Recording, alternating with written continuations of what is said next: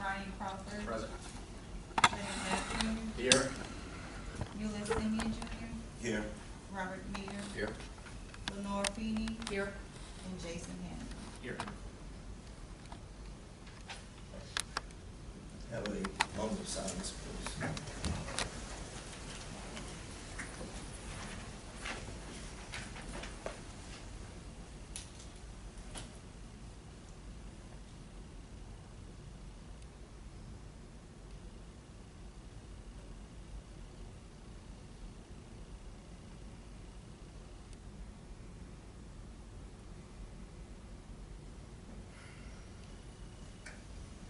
Pledge allegiance.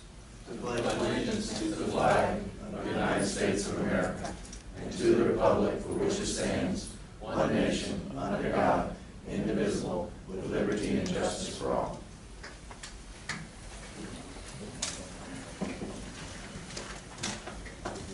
The next item on the agenda is an opportunity to address the commission for matters on our agenda. And we've had two requests. I would suggest, unless there is an opposition to that, since both of those deal with the proposed rule change, that we defer those comments until just before we get to the discussion of that particular matter. All right. So the next item on the agenda would be the election of officers per State Police Commission Rule 2.1B. I would like to nominate you, Simeon, for chairman. Second. Any other nominations? I move that we elect a half. Can I pose first? Yes, we need a roll call. Unit.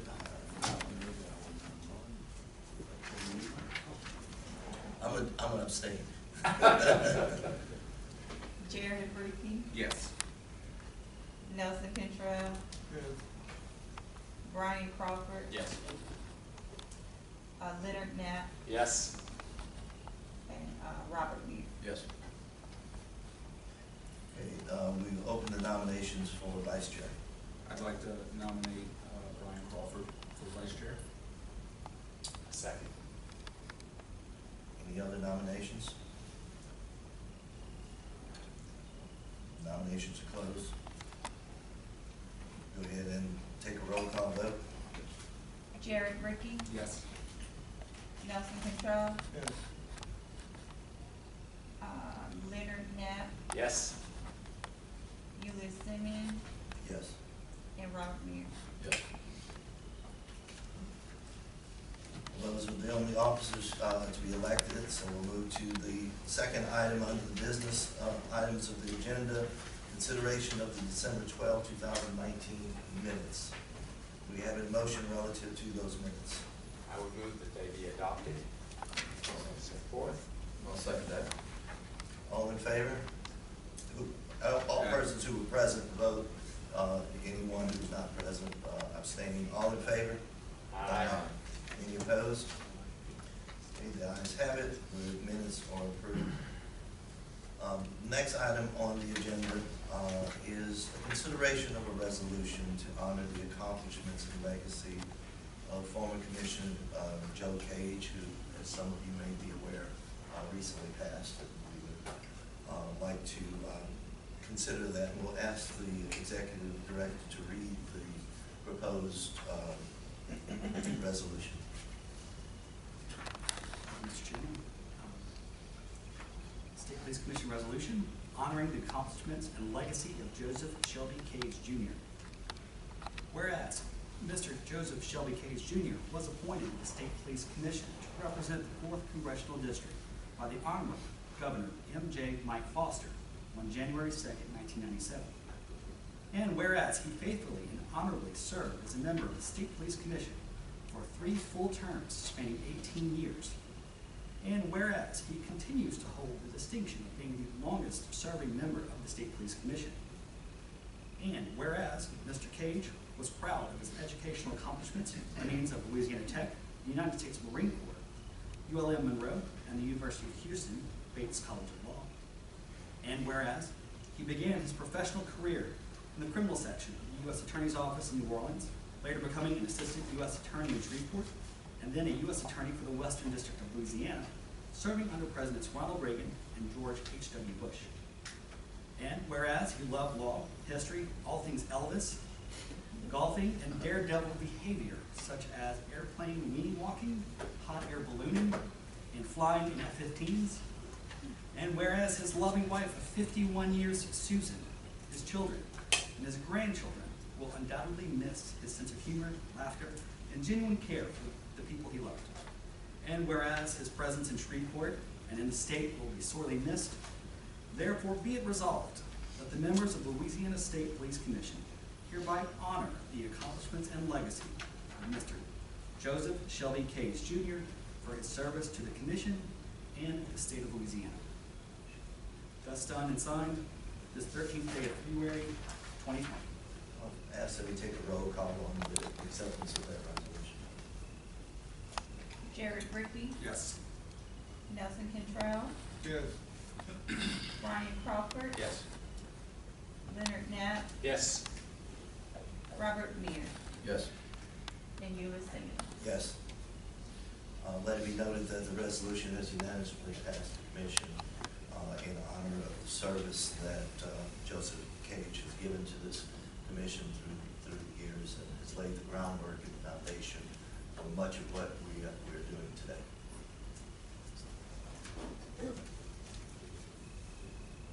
Mr. Chairman, is there a thing to sign? We'll have a signature back for you to sign. I'm assuming that will be presented to his family. Yes. We will send that to his wife's. Thank you.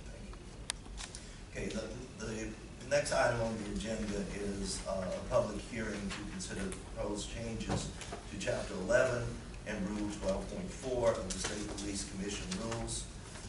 There was a general circular that was timely released, General Circular number 203. And at this point, we have requests from two individuals to make comments, and so we can call on Lieutenant Colonel Mike Noel at this point.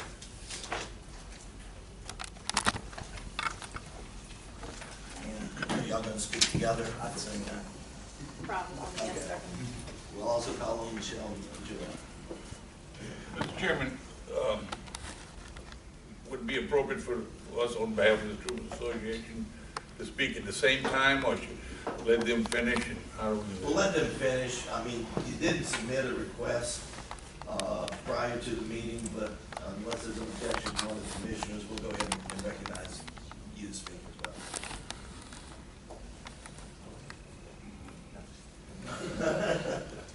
They wanted me to say what your name was, as a joke.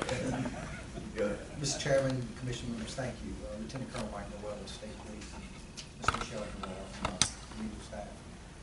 One, thank you for, I know we've met and discussed these rules over the past month or two.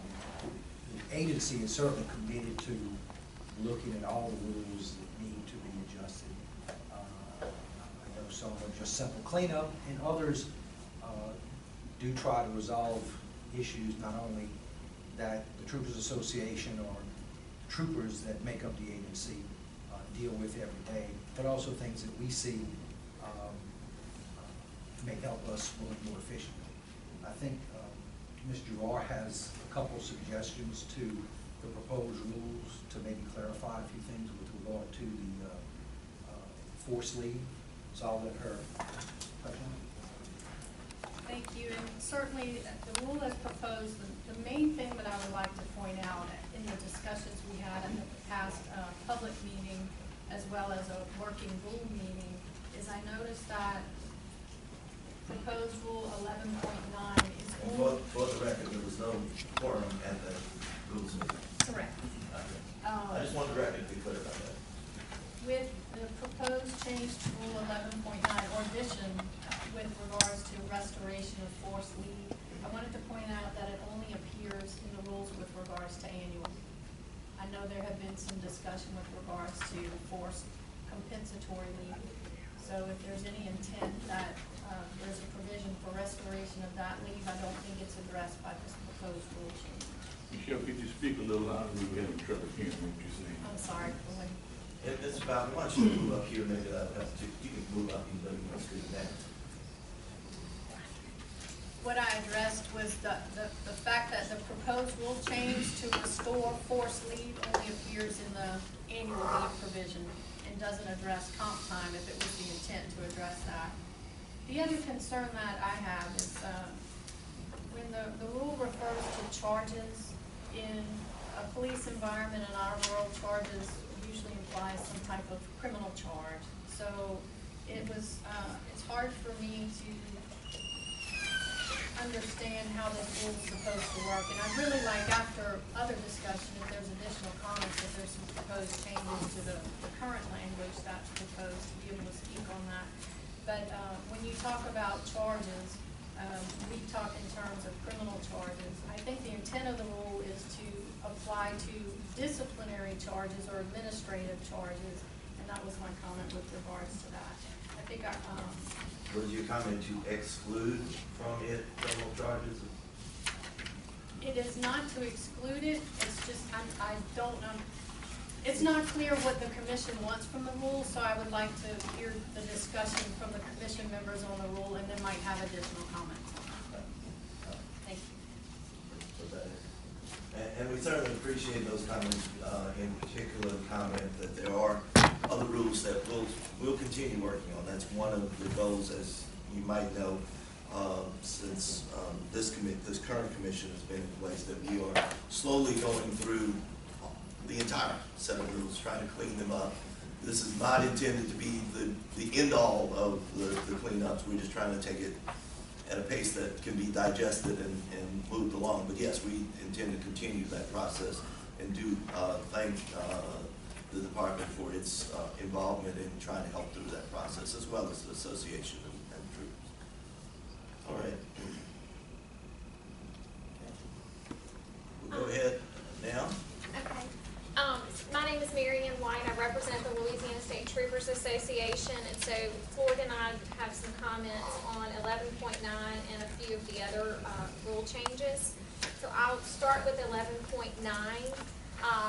The association would support Michelle's suggestion that we include comp time in the enforced annual leave provision. With respect to the issue of charges, which is provision 11.9C, the association would like to see this apply only to criminal charges, so only to criminal investigations, and not necessarily administrative or disciplinary actions, because one of the reasons for that is an administrative investigation has to be capped at a certain time period. So there's protections in place already for any leave being drawn down with respect to an administrative investigation.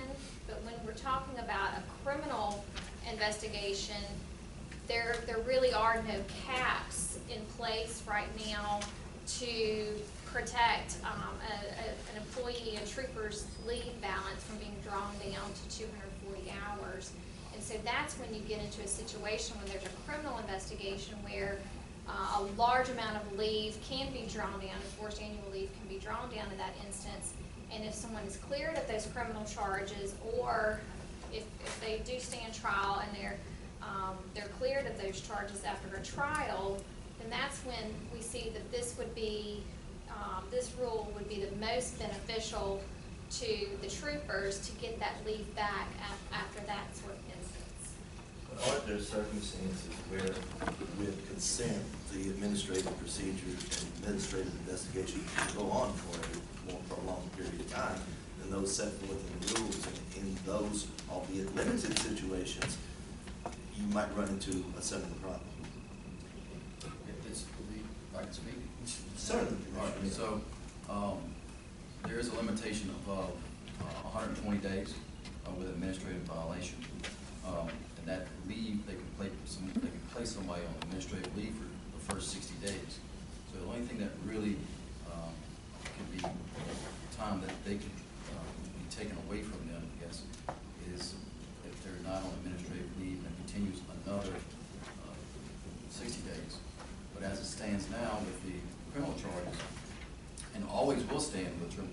charges, the department can take as long as they want to see if there is criminal charge associated with an allegation. So it may take 6 months, it may take 4 months, but there's no protections on that side if they don't plead guilty, they weren't charged, or they're not convicted of any crime, that the department paused the administrative violation time to conduct a criminal investigation. So there is protection on the administrative side, or limitations, let's say, and there's already at least 60 days baked into the administrative leave for the employee to then draw down their leave. So the most they can risk of losing is 60 days. Thank you, Mr. Chairman. With the proposed changes to administrative leave, I think you'll see it much more rare situation where we actually get into enforced leave. So the troopers are less concerned about addressing this issue in the context of administrative investigations. That's correct. Okay. That's correct. And we did, I have some proposed changes to the rule, if you are interested in hearing those. Of course. Okay. So, what we would suggest is, I'll read the rule as it stands and tell you where the changes we suggest are. Is this one of the rules that we're proposing to change to already? That's correct. So So this is 11.9C, just 1 second. page 6. Thank you. So it says, when an employee forced to use leave pending an investigation is cleared of all charges, we would suggest placing criminal in front of that.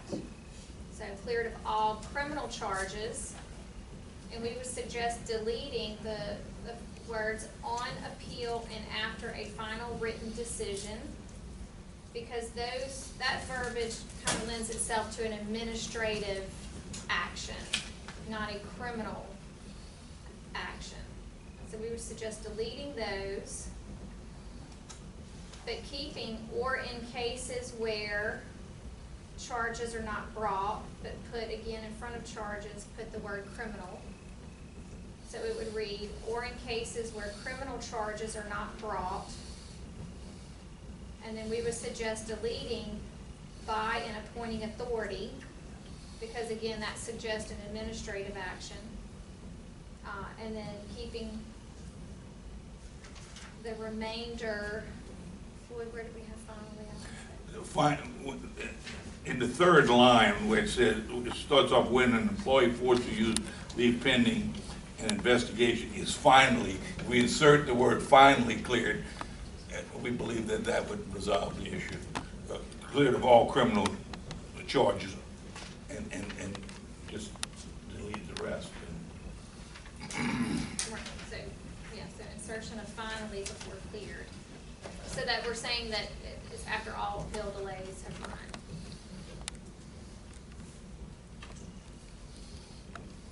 Commissioners have any questions about the suggestions? Could you read the language back, please? Teresa, do you have? I've got it. This is an employee, this is with the changes. So stop me if I misspeak. Sure. When an employee forced to use leave pending an investigation is finally cleared of all criminal charges, or in cases where criminal charges are not brought, the employee shall have forced leave restored. This rule does not apply to the enforced sick leave provisions of Rule 11-13-1. Yes, that's right. And this rule is currently under the section of enforced annual leave, and I think the earlier comment was to incorporate relative to other leave as well. If that's the commission. And I understand, that's what you're asking we look at. I think maybe if I could just explain, actually, because we talked about the time limits for conducting an investigation, and I'm not sure that this rule addresses that. The way I appreciate this rule is it's a rule that provides for leave to be restored to an employee who's been forced to use annual or comp time. So this only applies if there's a criminal investigation. If there's an administrative investigation, and the employee has to use forced time during the administrative investigation, there's no provision for return of leave, the way I read it. As proposed, Okay. as proposed by the troopers, yes.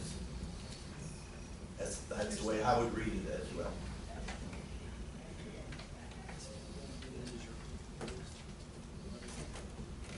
You know, one comment we had, as we discussed, I'm sorry. And I just want to be clear, is the way I understand it is, what's the time statute where an administrative investigation has to conclude? Is it 60 days? So it provides for 60 days Okay. and with a request to have it extended for an additional 60 days. Okay. There are situations where a criminal investigation is conducted first, and if there's a determination that the employee needs to be on leave, the agency exhausts the administrative leave then. Sure. So there's situations where whatever that time period is could have already been exhausted before we get to an administrative leave, to an administrative investigation, and the only option to keep the employee out of work is forced leave. But yes, it's 60 days with an extension of up to 60 days. And that 60-day administrative leave period, is that the administration takes that leave, or is that coming from the trooper? The administrative leave comes from the administration. Okay. Yeah. So There's- they're not out anything? Which, with the proposed rule, it's gonna be Right. 400 hours. Okay. Right, there's a proposal to change that. It's called administrative leave pending investigation, and it's with pay. It doesn't draw from any of their leave time. It's currently 30 calendar days with the ability to request an additional 30 calendar days. Right. And one of the proposed rule changes is to increase that to 400 regularly scheduled working hours. Where is that provision at? I'd just like to look at some new references. Doing that. Let's see. It's in 1129, maybe? 12-4, I think. 12.4.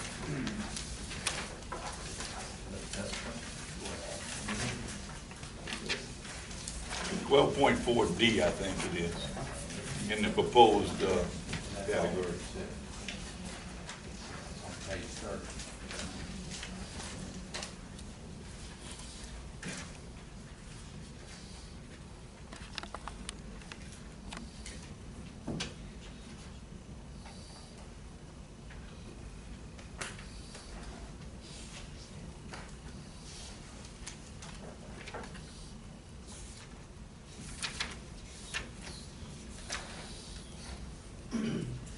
I do have another question. I think I know the answer, I just want to make sure I'm clear on this. As I understand, during the administrative investigation, without a criminal charge, there is the prospect that the period of time of administrative leave can be exhausted, and the investigation is still ongoing. I don't believe the 400 working hours, I haven't exactly calculated the math, that would completely cover 120 days. So there is a prospect that at that point, there might be forced leave imposed upon the trooper. That's correct. And so if forced leave is imposed upon the trooper under that scenario,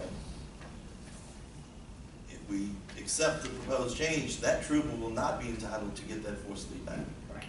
Okay, I just want to make sure we're all clear on And that. that's something else that I want to clarify or get clarification on with the proposed change, or even with the proposed change.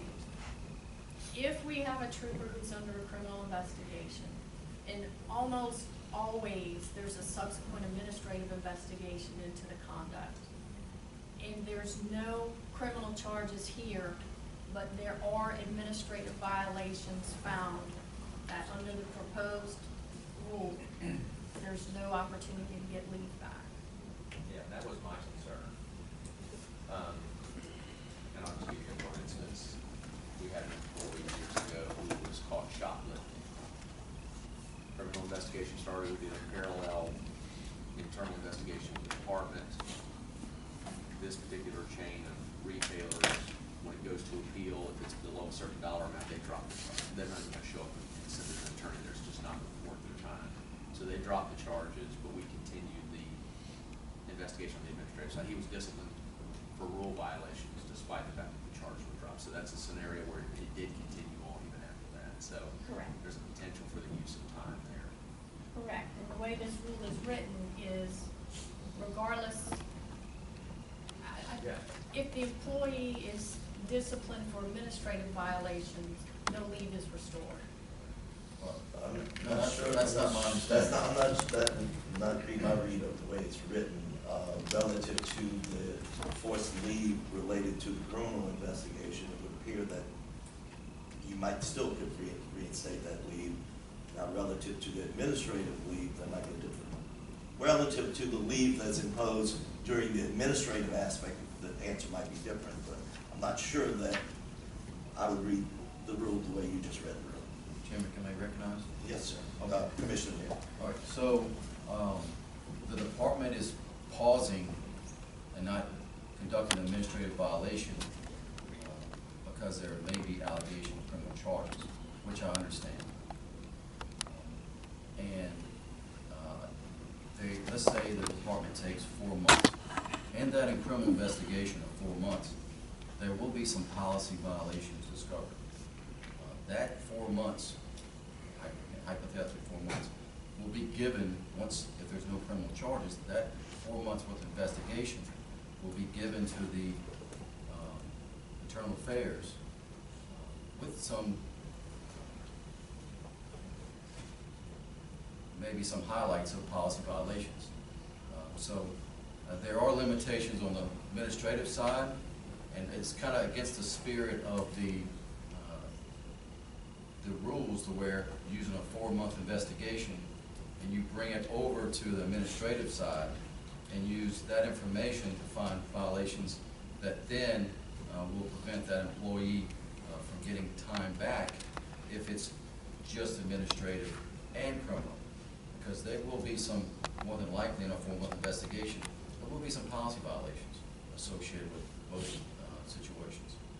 So I would rather see the employee given up a determined time of 60 days if they lose leave than a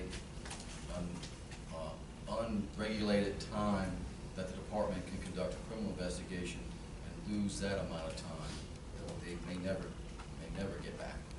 So 60 days, I think the employee would rather that guarantee versus, again, an unlimited amount of time, drawn down other than 240 hours. That makes sense. And certainly, and appreciate your comments, Commissioner Mayor. Certainly today, we don't have to interpret the rule. Okay.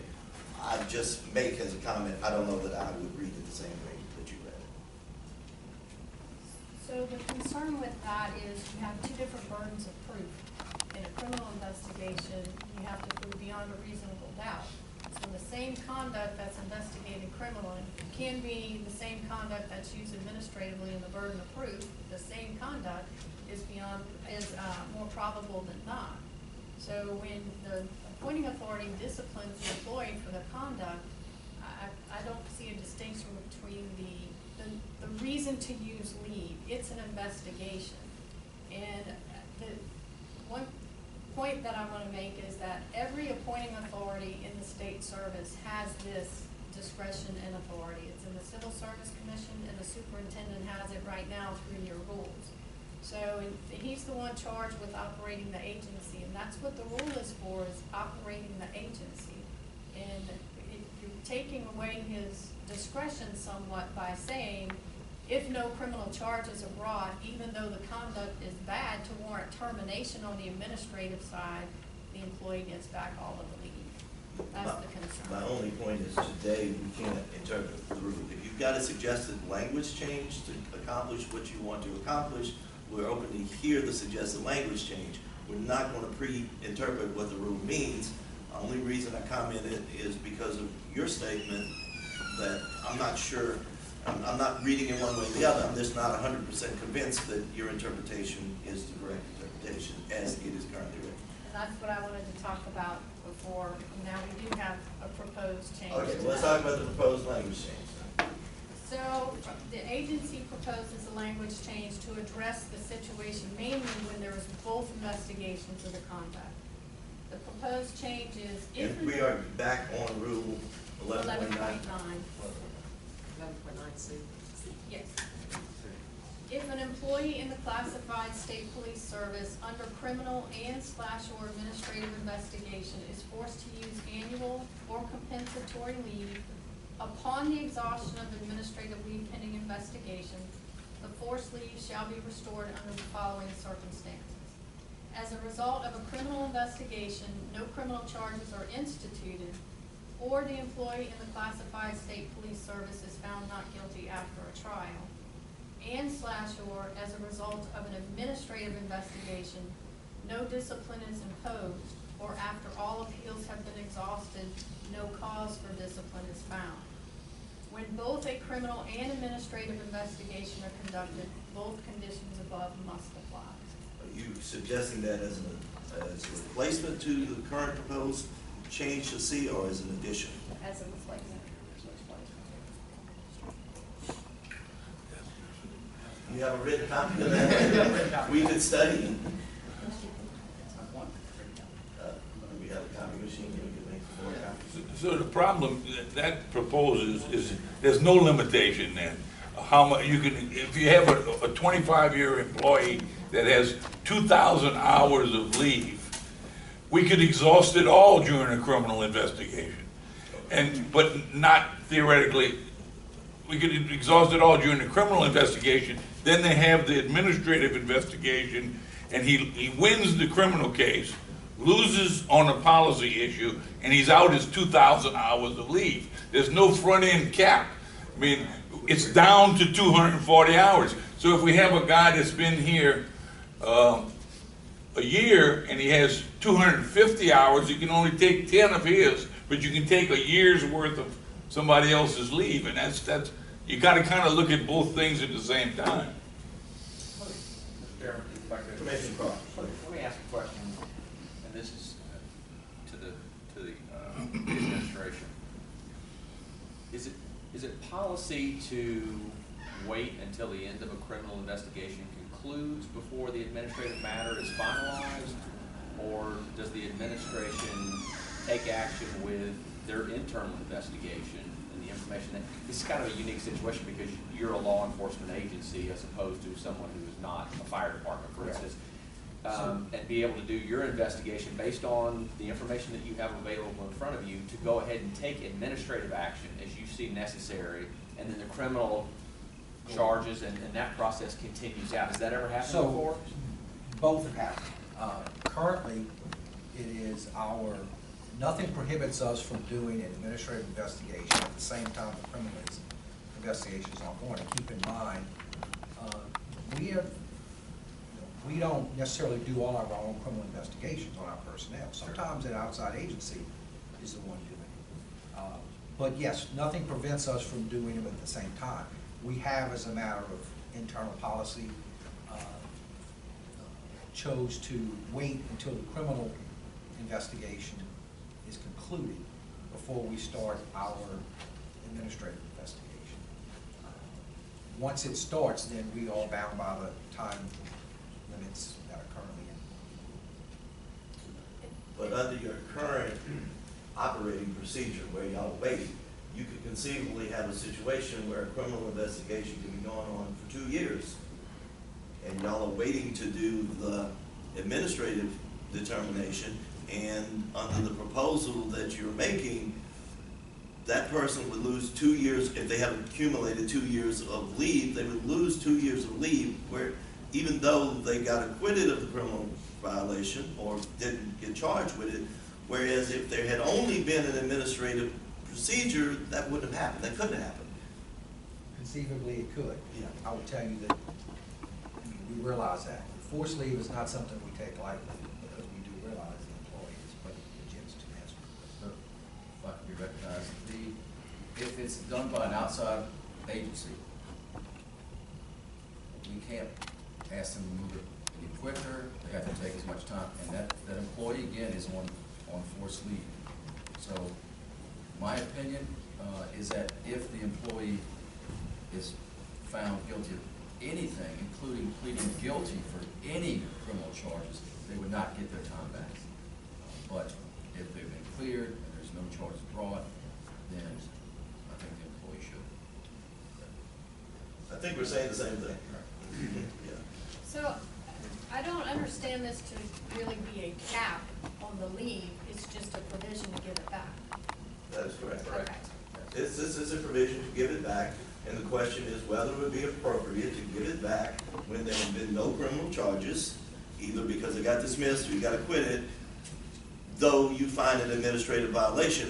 When, if there had only been an administrative violation, we'd never get to the point that they would have lost as much leave as they have now lost under your proposal. Mr. Chairman, Commissioner Crawford. if I could ask one follow-up question. If there's not a criminal context associated with a rules violation, how long does the investigation, you said 60 days, so, and I think 400 hours, now it's 10 weeks. 60 days with the ability to extend it an additional 60 days, so Without 120 touching the hours. trooper's time?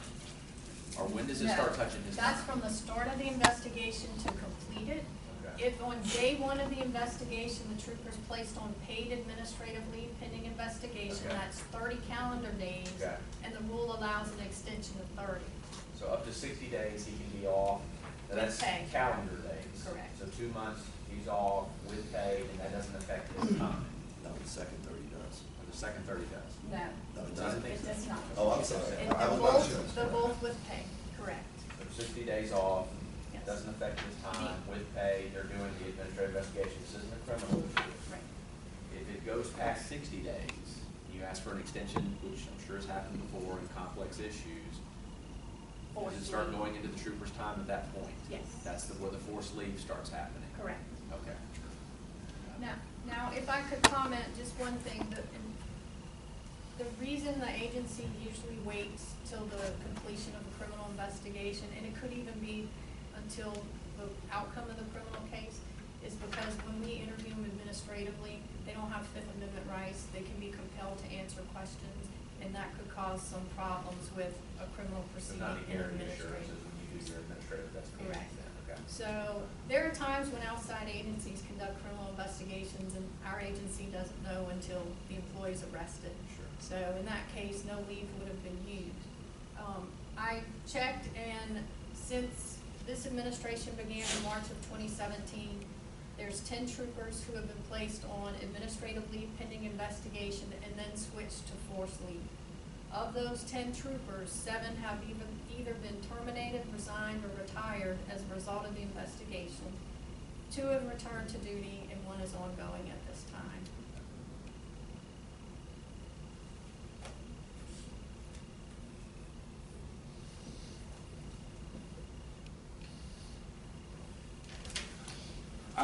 Can I make a comment?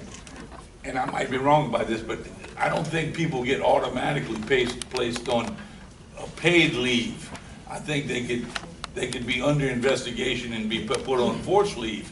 And, That's not how we do it. but isn't that possible, Colonel? I think that happens it's happened sometimes. in It the hasn't past. happened in the last 3 years. Okay, but I do recall it happening in the past where somebody was on forced leave and using their time. If they get investigation with pay, if a suspension, a pending investigation with pay, it's not an issue until that time runs out. And if it's 60 and it's extended 60 continuously, if the time is extended, then the leave with pay is extended. We don't have an issue with that. There's not a coexistence of the leave with pay with an extended investigation. That at some point, there could be forced leave. Right. I mean, I think what the Colonel's saying, I don't doubt that they've sort of automatically, as a matter of policy, done that, and that's fine. That's fair. The situation is different if you put on forced leave and it just keeps rolling over. You put on leave with pay for 30 days, they don't complete the investigation, and they change it to forced leave, then that's a problem. But like you said, he's not doing that, so that's okay. It's after 60 days, yes. At some point, conceivably, the person could be put on forced leave, at some point. At some point in time. Initially, no, but at some point, they could be. Well, and that kind of goes, if I may that goes to another suggested change that we were gonna have. It's for 12.4, which is the administrative leave pending investigation. But, and we had talked about this, previously, but, where we have a provision in here that says that the, department would utilize this leave first before it, and exhaust this leave, which is 400 hours under the proposed rule, prior to utilizing any forced leave. Would there be any opposition to that? I didn't think that would, okay. So, If they coexist, then I think we're okay. but they still won't necessarily coexist. You can be forced to use the administrative paid leave first, but you might have a scenario, even with an administrative investigation, that will go beyond the 400 hours, and then you'll have a forced leave situation. But I mean, Exactly. I think there's an acceptance of what you Okay. just said from them. Now, we have to, as commission, speak and talk about it, but Exactly. I think both of y'all are on the same page on that.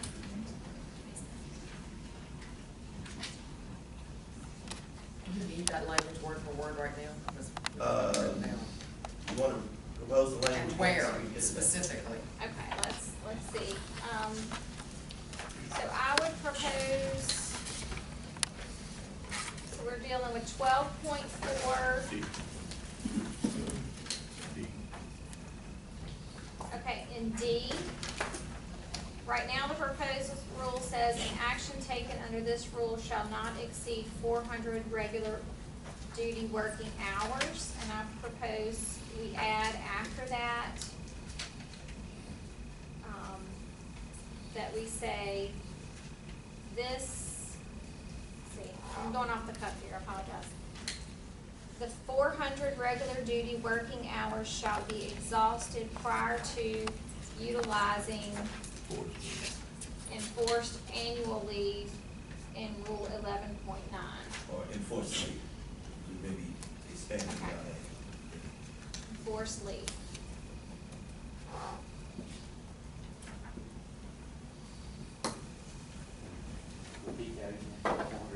It's 400 regular duty working hours shall be exhausted prior to utilizing enforced leave.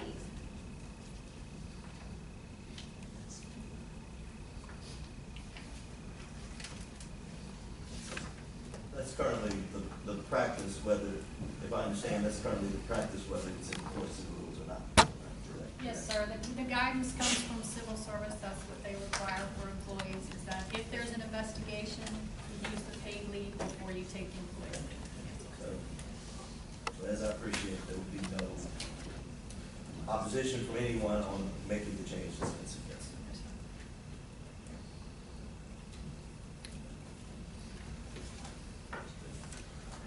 Mr. Chairman, you had said at the outset that, this was some rules that we,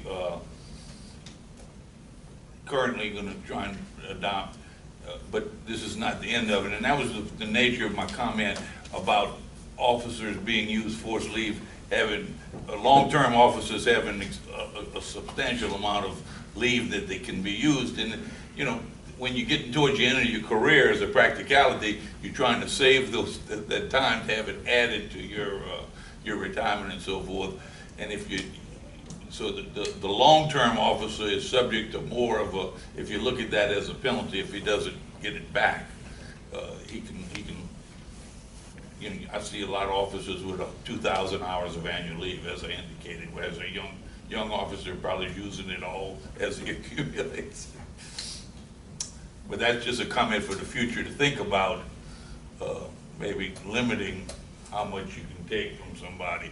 But we're not proposing that now. It was something we discussed when we all got together and discussed this situation. Right now, we're looking at the reinstatement. That's right. We're looking at, we're happy with what's being proposed now as an advancement. If I may, I have another comment on 12.4 while we're there. This is 12.4F. The proposed changes would delete appeal rights, it appears. It says, the deletion says an administrative leave pending investigation, dismissal or removal is not a disciplinary action and may not be appealed to the commission except on the basis of discrimination or a violation of the article or these rules. The change is administrative leave pending investigation is not a disciplinary action and is only appealable under Rule 13.1A or C. And we just, the association feels like this would be eliminating some appeal rights by deleting this part, because the part that's being deleted talks about providing an appeal right. What particular appeal rights do you feel are being eliminated? Well, you're limited to discrimination and rule violation.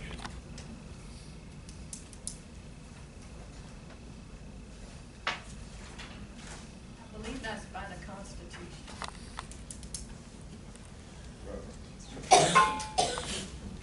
How does that differ from what is currently?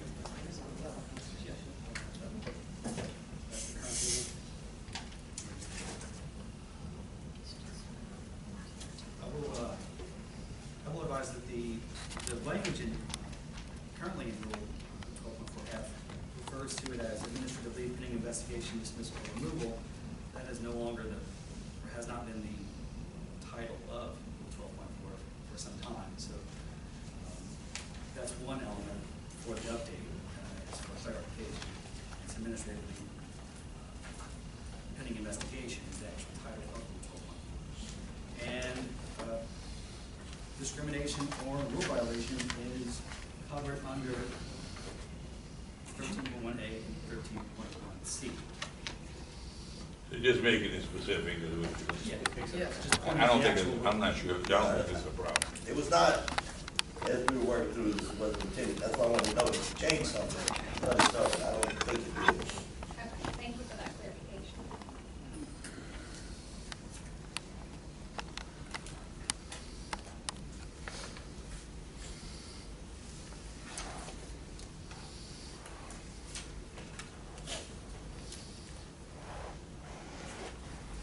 Any other suggestions? Yes. Let's see, on 11.10 E, currently the change that's suggested is to delete department, which re-employs him, and insert Office of State Police. But we actually have a suggestion with respect to another part of that. This rule is payment for annual leave upon separation. And it says when an employee who has been paid under this rule for accumulated annual leave is reemployed in a classified position, he shall pay the Office of State Police the value of such annual leave at the rate paid him less the value of working hours for which he has been paid. So this is, what it's saying is if he wants to be reemployed with the Office of State Police, he has to pay. It's a shall, it's a mandatory, he has to pay back the Office of State Police for any leave he was paid out when he terminated or separated his position. And we would like to see this be permissive, that if he wants the leave to go back on the books, he can buy it back, but he doesn't have to buy it back. Because some people who come, they might leave and think that the grass is greener on the other side, and the grass is not so green and they want to come back, but they don't have the money to pay to buy back that leave. And so we just want to be able to protect anyone who wants to come back, and this office wants them to come back, to not be forced to buy back leave if they don't want to. We were looking at a situation where somebody spends the money, and they want to come back, and the troop and the state police want them to come back. They're a good trooper. They want them to come back, but they don't have the money to pay back the leave that they were paid for because they spent it. And if the rule as it says shall, they couldn't be reinstated. You know, if they want to get their leave back, they can buy it back if they have the money to do it. If they don't, they start afresh with a zero leave balance. And they could start with some balance. It just depends on how much they had on the books when they left, because you only get paid 300 hours of annual leave upon separation. So someone could leave with 1,000 hours on the books, and they want to come back, and they don't need 300 hours. They've already got, as long as they come back within 5 years, they've got In that case, they time. would get 700, they still have 700 on the books. There's no need for them to buy it back, is what we're saying. Can we hear from the administration on that? I think we're probably gonna have the same comment, because we've both done the research. This addresses the 300 hours that they're paid, in cash. So if they return to duty within the 300 working hours, if they've been out for 150 working hours and they wanna come back, they pay back the 150 they haven't used. So it's to cover that time that they've already been paid for. And the history of the rule is to keep people from quitting, cashing out leave, and then turning around and coming back. So that's what it addresses. It's only the 300 hours you're paid, and if you come back within those 300 hours, you pay back the balance of the leave that you haven't been away from service. And if you're out longer than 300 days. Keep you 300 hours. Does the language as currently written make that clear? Just not make it clear to me. The language proposed was merely a reflection of the department for which we employees have. So, the practice that has been, standard practice is to pay 300 hours on separation, as I understand it. And then should the employee come back within a week, but that's at least, I don't know, I think it does cover it. It says it shall be paid for the Yeah. working hours that intervene. Yeah, so this was really just a That's right, okay. clarification on. Yeah, that's what I wanted to make sure. The actual So policy. that takes care of, that makes it clear. I just wanted to make sure there's something made clear.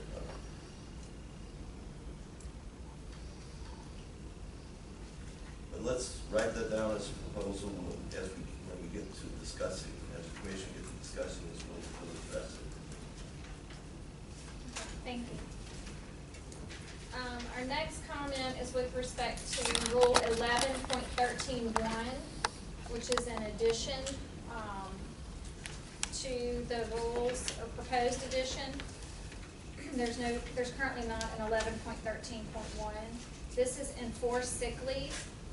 The only comment we have is when we get to the very last part of that.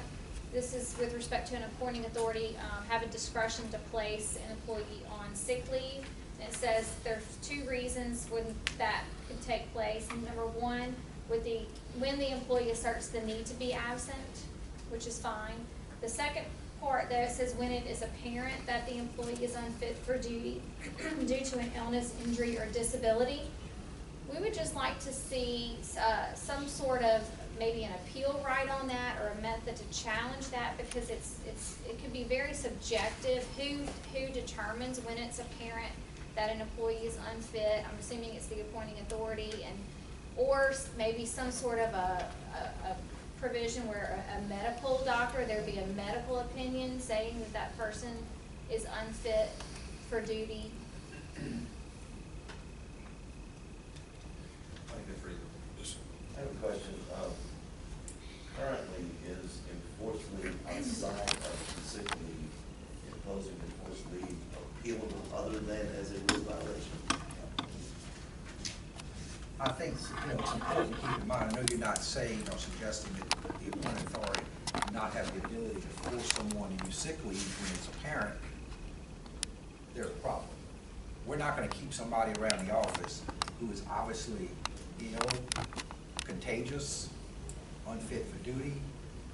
But who you're determines, suggesting- that's our Who issue. determines it? Yeah, who determines it? That's the old issue, and that's, So what do we do in the meantime while we're figuring out who determines it? in That's the my- past, that's in my my point. past, I they- think if you look across every state agency, Well, let me just. Every let me appointed just authority interrupt has you this. Let me just interrupt. Does any of the commissioners have a question? We understand the 2 different sides, unless someone has, on the commission has a question. I'm not trying to cut off your discussion, but I mean, we could talk about this all day I long. do have a question, just if someone is these to people around, what would the department do? Send them to, Send them home and instruct them not to come back to work until they have been cleared by a doctor, they've been treated, and that's generally what happens. all right, so the department wouldn't send them to a doctor? Or bring them to the hospital, or is it? If it's a workers' comp type injury, we may facilitate that, but if they show up at work displaying signs of flu, or let's even go with the coronavirus, we're gonna send them home. And they're gonna have to go to their own doctor, or we're gonna send them to the hospital. They're gonna have to go and get cleared by their own. Okay, so the language had where they returned when they were cleared by a medical doctor, or would that be sufficient?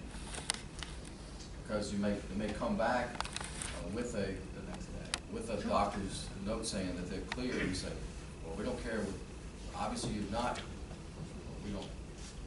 we have an issue with it. So I think that's what needs to be determined. Is that reasonable? I think, so let me make sure I understand, is to add some language that specifies that they can come back once they're cleared by a doctor. I'm trying to understand where the concern is. Now, you is can that- return, and you can say, well, you're still not fit for duty. By the appointing authority determining that, rather than a doctor clearing them, I don't think prescribing. we have any examples of that. Okay, maybe it's that someone has a brain tumor, which we've had somebody have a brain tumor. The supervisor determines something's off, I don't think they can do this particular job, sends them home. Or maybe they can't drive a vehicle. So those things, I think, need to be determined by the job description, and a medical doctor determine possibly if they can actually do that, rather than. Sure, no, and I don't want you to misinterpret that the agency and authority is ultimately determining whether they're healthy enough to return to work. Yes, we're going to depend on a medical professional, if that's the right, or health professional.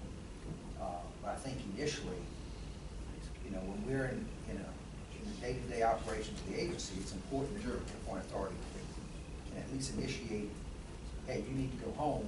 And in some cases, I think it would be rare, but in some cases, the employee says, well, I'm okay. No, you have to go home, and you're going to use your sick leave until we can get proper documentation that you're okay.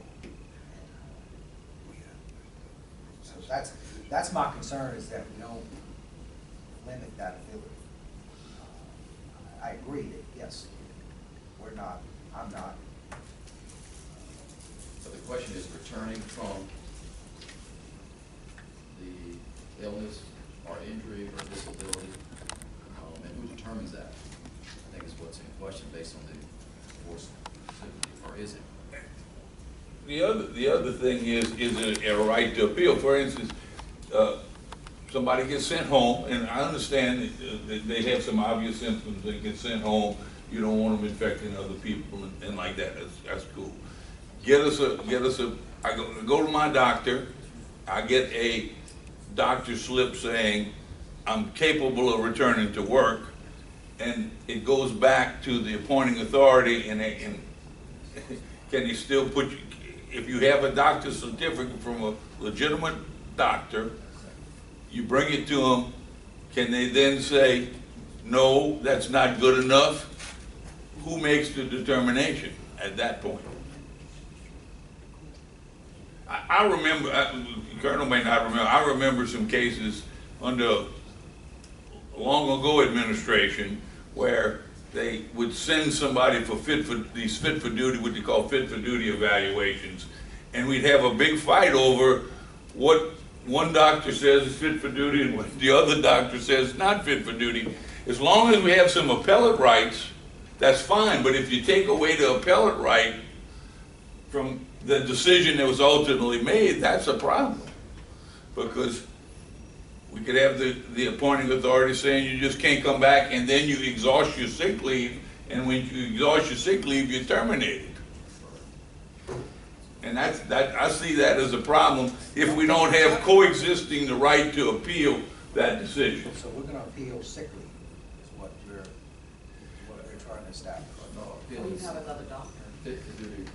We talking about, I'm talking about fit for duty type situation. I'm not talking about somebody has the flu and their nose is running. We're fit for duty. So now, I would caution you in putting yourselves in that role now. Now, you know, so.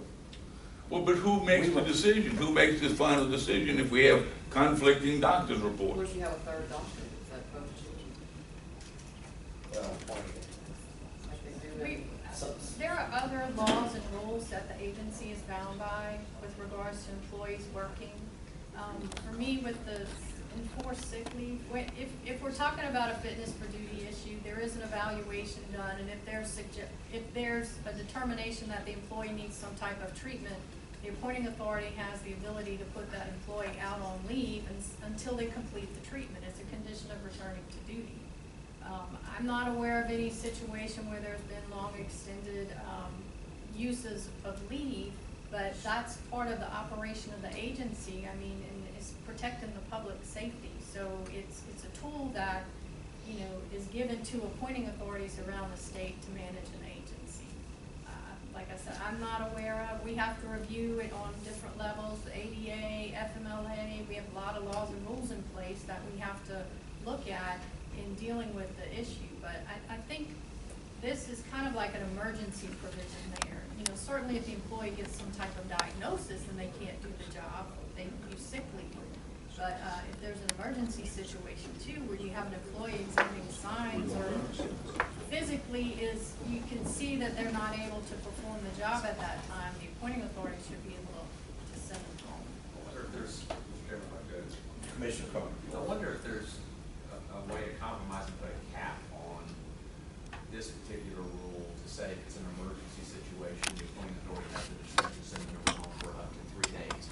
If the situation exceeds 3 days, then a physician has to be involved somewhere to either bring the person back or to stipulate the administration's case of keeping them out longer, that you do send them after that 3 days to a work care situation where you're having them evaluated by an administrative physician to say they're not well enough to come back, or the member goes to their physician and says, after 3 days I am well enough to come back, or something in that situation. That way it kind of takes care of their side of the argument that, hey, they can put them off on extended sick leave forever without somebody having some appeal rights, or them being able to say, hey, I don't need to be off this long. I need to go see a physician. So that may be something that could be workable if it's an emergency situation, like you said. Why don't we give everybody some time to think about that, and we take about a 10-minute break.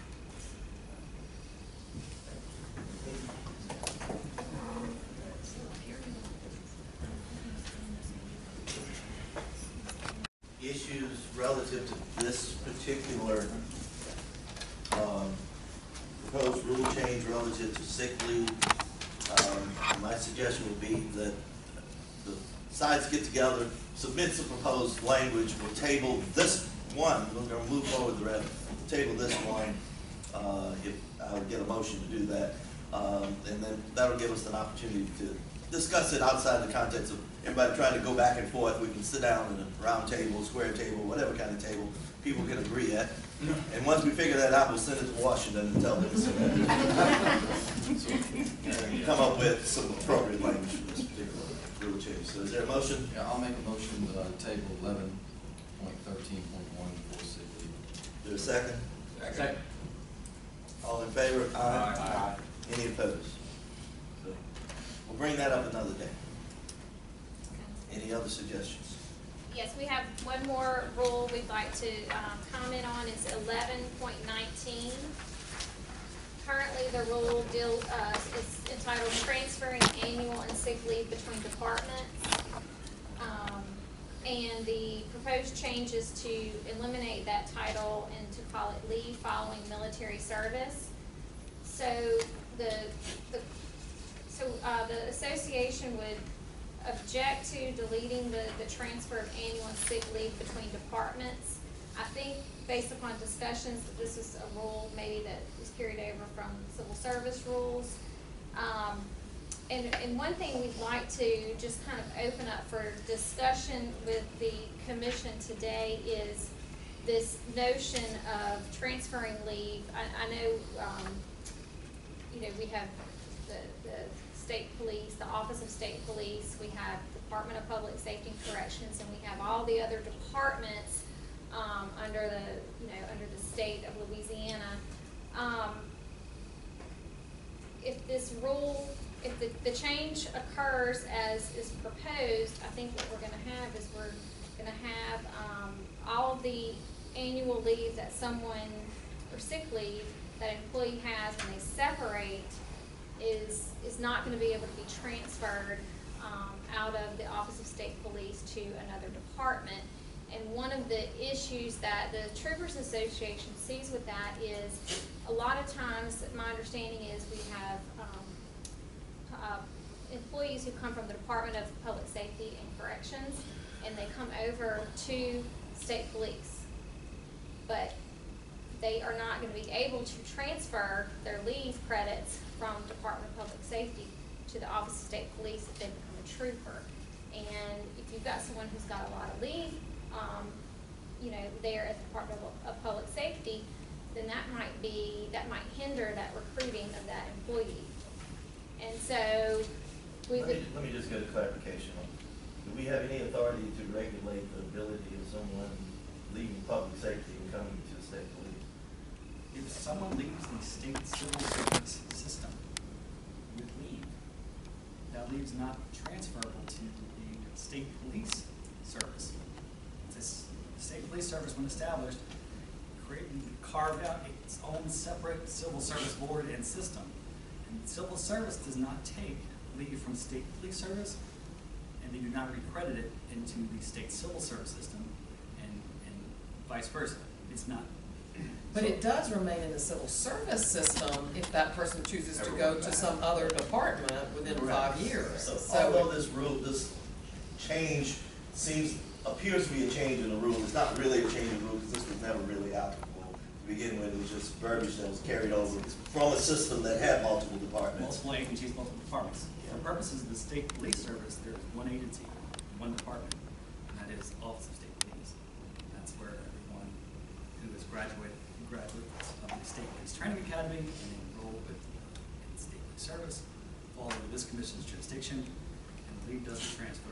There's been an issue where an agency thought that it transferred, a civil service agency, and civil service advised them that that was not the case, and they had to remove the leave off the books for that employee. There was someone coming from state police going to. Yeah, someone actually left state police service. They retired. So regardless of what our rule says, civil service wouldn't respect it anyway. So this is not really a change. It's really just to clarify what actually currently exists because there is only one department under our jurisdiction. I understand. We felt like there was an opportunity to bring this idea before the commission, that the,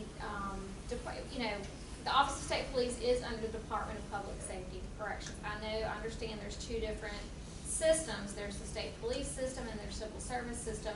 But I just wanted to,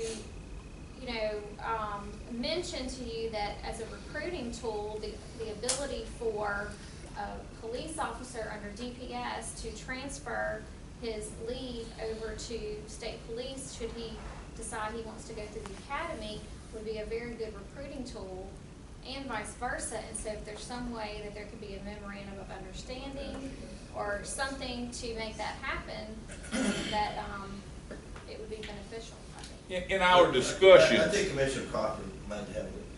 I was just saying, I think that's more of a legislative issue than something for this body to take up. We would certainly entertain it. I completely understand what you're talking about, but I don't, again, based on what the chairman said, the way I read this is that we don't have that jurisdiction now, even if we were to entertain some type of formal, codified, rule, it would still have to probably go back to the legislature to have them look up if they want to make some revisions where it's transferable. So I think that's where you can have that conversation. My understanding is that these civil service would have to pay the employee out as they, for that leave they would have. They get paid their normal, like 300 hours, and then that employee, if he goes back to any department within state civil service within 5 years, gets that back, goes back into the system. All of their, Or they didn't pay. yeah, But I don't think they get paid out for all of it. right, no, yeah. Whatever the Just the balance is. 300. Yeah, 300 hours. So that's what's supposed to happen. But there has been some misunderstanding of this rule in the past. Something happened with somebody who left No, state I'm talking police. about coming to the department from DPS. There could have been some misunderstanding in the past, that someone that was a DPS officer that then decided to become a LSP cadet, had leave transfer. I think this has helped clarify that they are separate systems, and the intent of the rules revisions is to really drive home the idea that this is a state police classified service. I know there was a board of commission with state civil service that hired someone that had some state police service leave on books and credited to his leave balance thousands of hours of leave, I believe was the case. And they had to remove that because it was not, he essentially had retired and it should have been wiped at that point. But it was an error of the system. It's just a cleanup, which is the purpose of these edits. Thank you. That's all the comments we have. Thank you for your time. So no more comments on this side? All right. So should we go through these one at a time? Can we do it? I'm asking Mr. Guy. But there's some that have been some specific suggestions we got to deal with. 11.9C. So 11.1 through 11.8, I don't believe there are any comments. You want to go over them? You want- Could we approve all the ones that have no comments? Yeah. And then blanket? So can you give us a listing of those that have no proposed comments, no comments for proposed changes from what we've already published and circulated?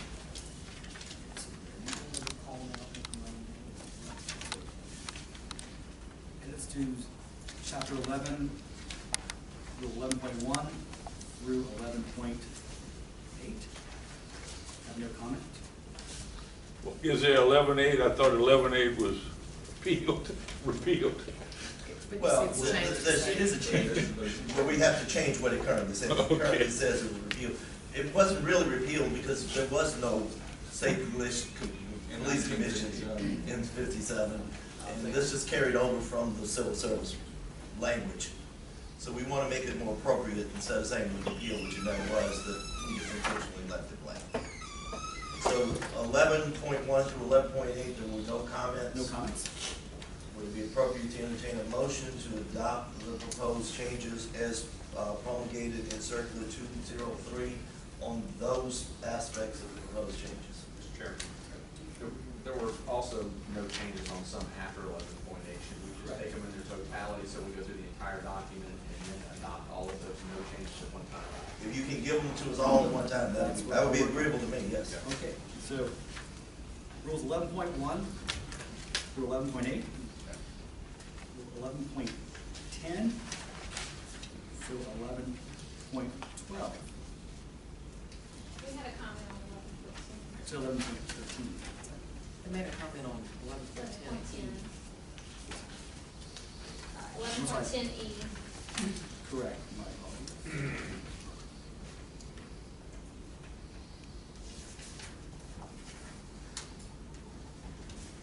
So we would go 11.1, 11.8, 11.11, 11.12, 11.13.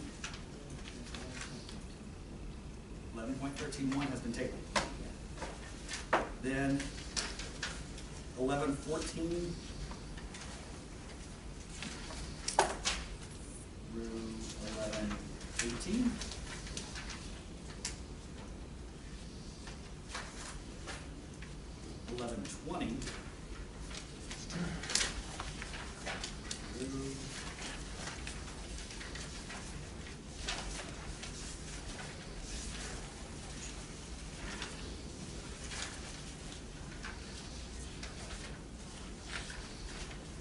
1120 through 11.28. You said 11.28. Yes. What about 11.25? That was just one of the intentionally left blank. But there's no comment. There's no comment. Right, yes, but I thought we were listing the ones that were no comment. Right, so 11, But we're not gonna make any changes. Yeah. so 11.20 through 11.28. Oh, I thought you It was said inclusive through. of, inclusive of. I thought you said .20 and 20. If you said through, well, my apologies. Getting hard to hear in my old age. And then 11.30 through 11.34.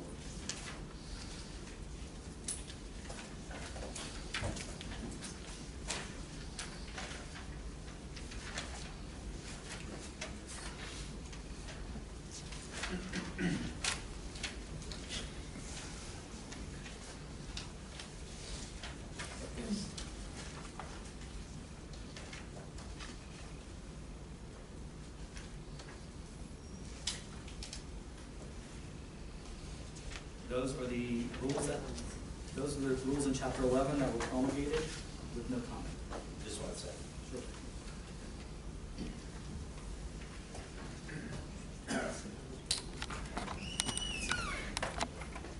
Oh, it's in my face.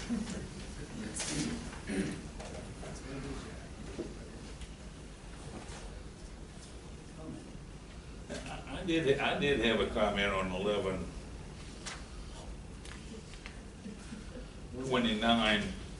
29.3. On the proposed rules, where if somebody had compensatory time earned hour for hour, you don't get paid for it when you leave. But if you come back, you don't get recredited, and I don't understand why not. Just like other leave, why is it recredited?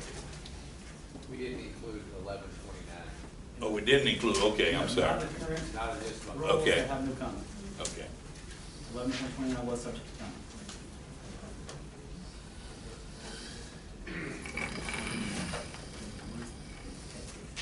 We're getting on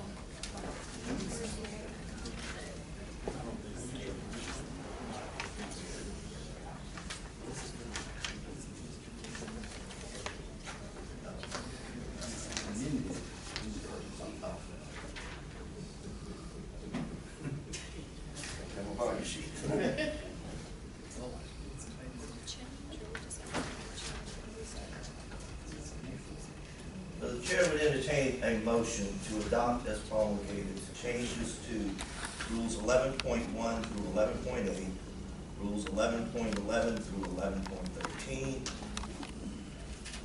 rules 11.14 through 11.18, 11.20 through 11.28, and rule 1130 and rule 1134. Through, I'm sorry, rule 11.30 through 11.34. So moved, Mr. Chair. Second. Any further discussion? Take a roll call. Jared Ricky, Yes. Nelson Contral, Yes. Ryan Crawford, Yes. Leonard Knapp, Yes. Robert Meir, Yes. and Yes. Lewis Simmons.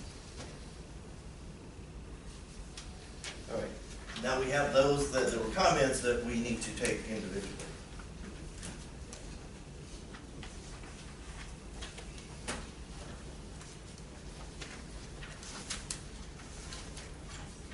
What's the first one? 11.9C.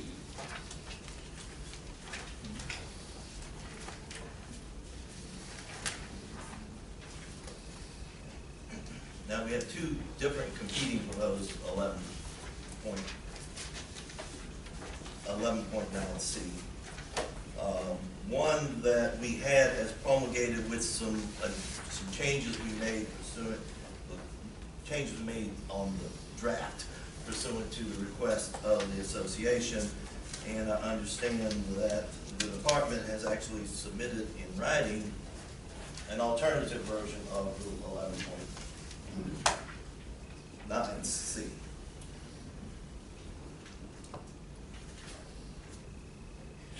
Do we have any motions relative to 11.9? Mr. Chairman, because there are a number of changes that have been requested today from both sides, I would like to make a motion that we offer them an opportunity to submit in writing to the commission their requested changes from both sides, and those that they're able to meet with each other and a mutual change, and allow us another month to review those changes, a set time to the executive director when those should be provided. And then once he has provided that, they provide those to the commission, so we can take those, digest them a little bit, do a little research on our own, and then possibly come back next month and look at those individual changes rather than today, because I think there's just this one rule, we could be here for hours, and I think it's going to take a little bit more time than that. So that's my motion. I'll second. If that motion passes, would there be a new promulgation requirement, or would we be fine with proceeding next month because it was promulgated as a potential change? I believe if the language could be crafted or agreed upon in advance of the 15-day requirement, we could promulgate, and then it would just be something proposed. I would suggest an amendment to the motion that would require that whatever proposals you have be submitted within 12 days, so that we can have it promulgated in time to address it at the next meeting. Without receiving that, we will simply proceed next month without an agreement. Right, and you have to edit on the floor, Yeah. amend on the floor. I withdraw my motion, and I will second the chairman's motion. Any discussion? All in favor? Aye. Is that for all the changes or just 11? That was all. All the ones in With comments. All the ones that we didn't adopt, Today? they need to submit in writing their proposed changes, if they have changes. Does that include 12.4? Anyone that we did not adopt. 12.4 wasn't considered as of yet. I didn't look at 12.4, but we can certainly. And you didn't adopt. I believe 12.4 only had the comment regarding regular duty working hours, and then 400 regular duty working hours shall be exhausted prior to utilizing workforce. That was mutually agreed. That was mutually agreed upon. So why don't you read as we have mutually agreed upon? If you don't mind an amendment to your motion, we'll exclude that out. On 12.4, you talking about, Chairman? Yes.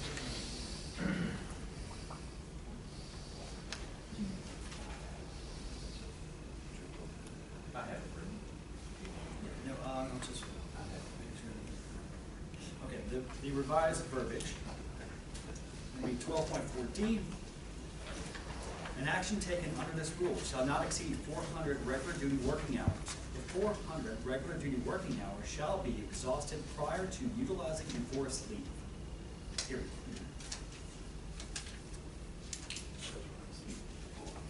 So it would require a vote to adopt the amendment. Is the term enforced leave or just forced leave? Enforced leave. Enforced leave. I think it's forced. Forced. The term is forced. Forced. It kind of goes both ways. I think Yeah. annual leave, it says enforced leave, Yeah. and 11.9. compensatory time, it just says the appointing board can force an employee to use compensatory leave at any time. This, So, this was being tied to 11.9, and Rule 11.9 says enforced leave. Okay. It can be. All right, well, enforced. We'll go with enforced. Is there a motion? Just mentioned 12 point, I believe there was in 12.4F was being edited, but that was not contested. Right, we're okay It was with that. clarified, okay. 12.4F as promulgated was not contested. So 12.4F was not contested as well. Okay, so do we have a motion to adopt the changes as read in Rule 12.4D and 12.4F as promulgated? I would move that we adopt Rule 12.4 as amended in subsection 12.4D and 12. Well, I think that's the only amendment. Well, there's also F. F didn't change. Yeah, It was well, okay. We discussed it. we discussed it, but we need to adopt it. Yes, now I would include 12. All the proposed rule changes under 12.4, and as 12.4 as amended, as read. As read, okay. Second. All in favor? Well, let's take a roll call. Jared Ricky, Yes. Nelson Cantrell, Yes. Brian Crawford, Yes. Leonard Knapp, Yes. Robert Meir, Yes. and Eunice Simmons. Yes. So now we need to reassert the motion relative to the things that, oh, we did, Mr. Chairman, now we need to ask for public comment on the newly amended proposed rule. is there any public comment on the newly amended proposed rules? Hearing none. Now, Mr. Chairman, we need to vote to adopt the final version of the proposed rule. Of all of the proposed rules. Of the proposed 12.4. The ones Correct. So is there a motion to finally adopt the proposed changes to 12.4? Move. Second. We did the second motion. Didn't have to make it 11 because it's as promulgated. Oh, I got you. Okay, thank you. Thank you. That's why we have an executive director to keep us all straight. So, all in favor? Aye. Any opposed?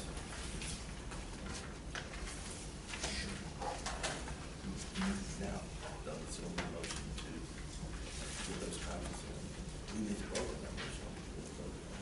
The motion that you approved. We don't have to control. You made a substitute motion.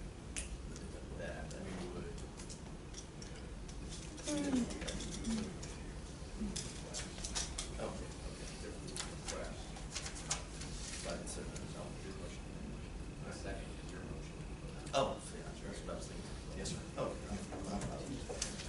Okay, I think that gets us past this agenda item, other than the items that we are deferring until the next meeting. Okay, the next item on the agenda is a discussion of the investigative report prepared by. We both feel like there was a vote. There was a Motion and first motion and second. second on that To last instruct one. I was thinking too. They're talking about the last one. That last one. It wasn't a roll call. What We roll call? voted You orally. did, Yeah. okay. We did all in favor. Oh, to come back in 12 days. The 12, that's the one I was thinking we didn't vote on, but they're telling It me was we a motion and did. second, and I'm not sure if there was a roll call. Let's do a roll call. Okay, let's do a vote. Just to double check. On the motion that I made, that there be comments submitted within 12 days on those items which were promulgated, but there were comments and we did not have the opportunity yet to make a final vote. Jared Ricky, Yes. Nelson Cantrell, Brian Crawford, Yes. Leonard Knapp, Yes. Robert Meir, Yes. and Eunice Simmons. Yes. That was good. All right. Definitive. Better safe than sorry. Yeah, better safe than sorry. Okay. All right. Are we now done with item number 4? Yes, sir. All right. Okay, We'll move to item number 5, discussion of investigative report prepared by an executive director following the charges made by Master Trooper Dean Coates and Master Trooper Kevin Sulzer, alleging violations of State Police Commission Rules 6.4, 6.9, 6.14A, 6.14B, 19.3A, 19.5 by the Department of Public Safety, Office of State Police. Mr. Commission, Mr. Chairman, at the October Commission meeting, we were to conduct an investigation of the complaint raised by Master Trooper Dean Coates regarding the alleged rule violations and the uniform application of service to your verbiage. I will also advise that Master Trooper Kevin Sulzer had previously filed a similar complaint, but had asked it to be placed on hold pending discussions with the Office of State Police. And although not mentioned in the executive summary that I have provided, Mr. Sulzer's complaint and pay history are addressed in the full investigation report provided to you. And also this morning, Mr. Sulzer, Mr. Coates and his attorney and the Department of Public Safety, Office of State Police were provided a copy with the report and the support documentation that you've been provided with. Would it be appropriate to take comments now or executive session? There were no comments cards received. No comment cards were received. Okay. So at this point, I would entertain a motion to go into executive session to discuss the investigative proceedings alleging allegations of misconduct on the part of the Department of Public Safety, Office of State Police. I move. Second. Take a roll call vote, please. Jared Ricky, Yes. Nelson Contrell, Yes. Brian Crawford, Yes. Leonard Knapp, Yes. Julie Simeon, Yes. and Robert Mears. Yes. Okay, at this time, we would ask that everyone 5 under the business section of the agenda, discussion of the investigation report prepared by Executive Director following the charges made by Master Trooper Dean Coates and Master Trooper Kevin Sulzer alleging violations of various rules of the State Police Commission. There was a question upon us breaking into executive session about public discussion. I don't know if there was some potential confusion over my response. Generally, public discussion means that the commission will have its public discussion, but I understand that might have been a misunderstanding that the parties involved would have an opportunity to address. I would entertain a motion, despite the fact that we normally require that there be a submission of a request to address the commission. I would entertain a motion to allow each party 5 minutes to address the commission if they so choose. Do you have a motion? I so move. A second. All in favor? Aye. Okay, is there a desire? Yes, Brett Conrad on behalf of Mr. Coates, 5 minutes works for me. If the commission will Sir, if you entertain- please approach the table before you start making comments. Thank you. Absolutely. Brett Conrad and Mr. Dean Coates. I appreciate the commission's opportunity to entertain our public comment. Of course, I don't know what went on during executive session. We That's received why we have executive right. session. So I will be brief as to just our thoughts and comments to the extent that they're relevant for purposes of the findings. We got the findings today as to what went on, and simply put, Mr. Coates is faced in a situation where he is one step, at the end of the day, he is one step behind in terms of the pay that he should be receiving. This not only affects him now, but it affects him in the future in terms of his retirement date. As I'm sure you gentlemen are aware, the retirement is taking the last 3 years. As I had looked in one of the findings, it had talked about a prospective application as to essentially catching Mr. Coates up to where he should be in the step increase. That's great, but unfortunately it doesn't solve the problem in terms of that he was owed this money in 2016 and has always been a step behind for the past 3 years. Ultimately, to the extent that a prospective application is made, we also request that a retroactive application be made so that we can ensure that Mr. Coates is caught up to the appropriate salary he should have been making back in 16 and continuing on in addition to present, and so that does not affect his retirement date. I did understand that there was some mention especially on page 9, about whether or not it was a merit increase that he was owed in 2016 or a longevity increase that he was owed in 2016. Ultimately, What page were you referencing? page 9, I'm sorry. And specifically the performance adjustment. And my understanding is that the commission's finding is that this is the step that Mr. Coates is missing. But when you apply a prospective application to Rule .614 in the longevity step, it is the longevity pay that he is owed at that time. Once the longevity step, the longevity pay became effective October 1, that is what he should have been paid. Whether or not we want to refer to it as a performance adjustment, merit increase, it really doesn't matter. And ultimately, just as an aside, we had also submitted a request to investigate a violation of Rule 6.9, which essentially says, without delving into the specific language of the rule, that at the time Mr. Coates is transferred over to Internal Affairs, he should have been made whole and effectively paid whatever he should have been paid. To the extent that that merit increase, longevity pay increase, whatever it is at that time in 2016 was not afforded to Mr. Coates, that is a violation of both Rule 6.14 and 6.9. So I just ask that the Commission consider our comments and afford Mr. Coates prospective and retroactive application of the longevity increase. Thank you. Thank you. Does the department want to take an opportunity to make a brief 5 minutes or less statement? I'm going to be brief. Commissioners, thank y'all for the opportunity to speak with you very briefly. I just want to voice my opposition to that request for retroactive pay on the rule.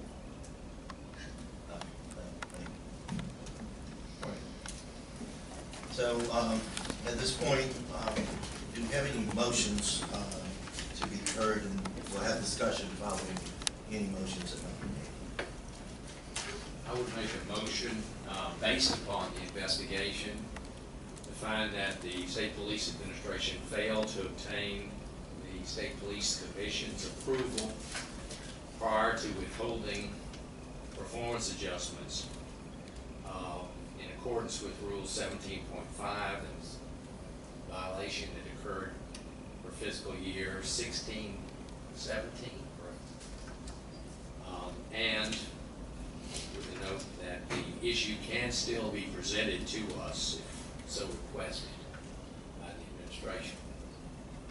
And the second part of that motion is also a finding that with the exception of the State Police Commission Rules 6.7A and 6.14, that the remaining Chapter 6 rules dealing with service tenure have not been followed.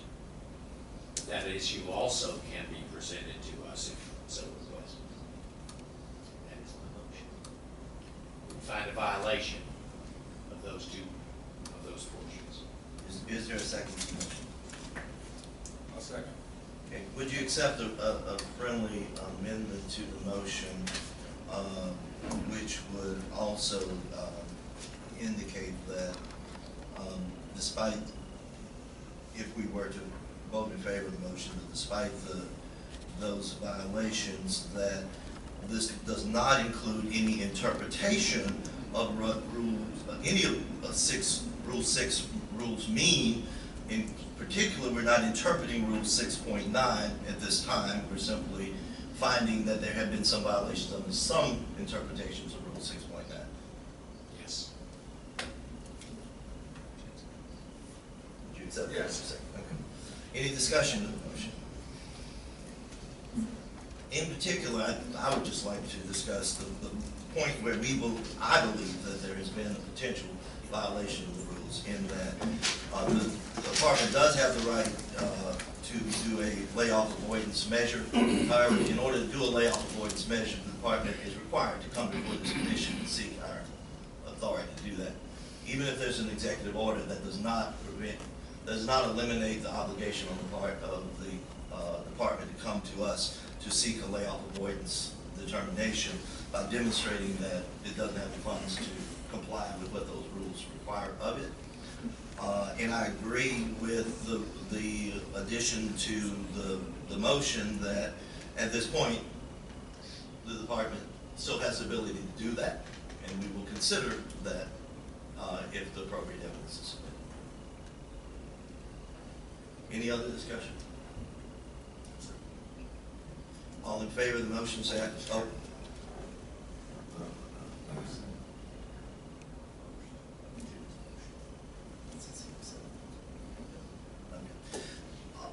At this point, we need to vote on whether or not the commission will accept my proposed amendment to the motion that was presented by Commissioner Knapp, and then we'll vote on the motion as amended. All in favor of accepting my proposed? Second. That's a motion. Yes. Second. Okay, thank you. All in favor, say aye. Aye. Any opposed? So the motion currently before the commission is the motion presented by Commissioner Knapp as amended by me And seconded. and seconded by Commissioner Rickey. All in favor? Aye. Any opposed?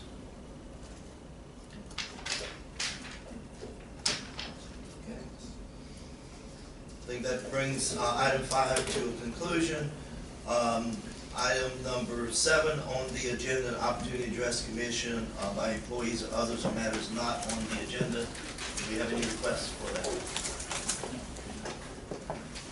Have a director's report? I'll be very brief. The budget expenditures, Mr. Chairman, are included in your packet on review. Additionally, the promotional exam is currently scheduled for May of 2020. We issued the announcement and the application for individuals wishing to take the promotional exam. There is not going to be a mandatory retest this year for the grades effective from the 2018-2019 school exams will be merged with the results of the 2020 to establish a new eligible list. Additionally, as of now, we have funding in the executive budget proposed by the governor for the option of a second promotional exam for 2020, tentatively for November of this year. That's still subject to the legislative appropriation process, but we made that request because we feel it benefits the agency and the employees. And also to make you aware, we will be appearing for House Appropriations Committee on March 11th. To appear, that's the day before our March meeting, 1 to 10. We're sitting at the little table in front, submitting our budget request. And the final item is to start a reminder for each of you that in May, the Tier 2.1 ethics disclosure forms will be due.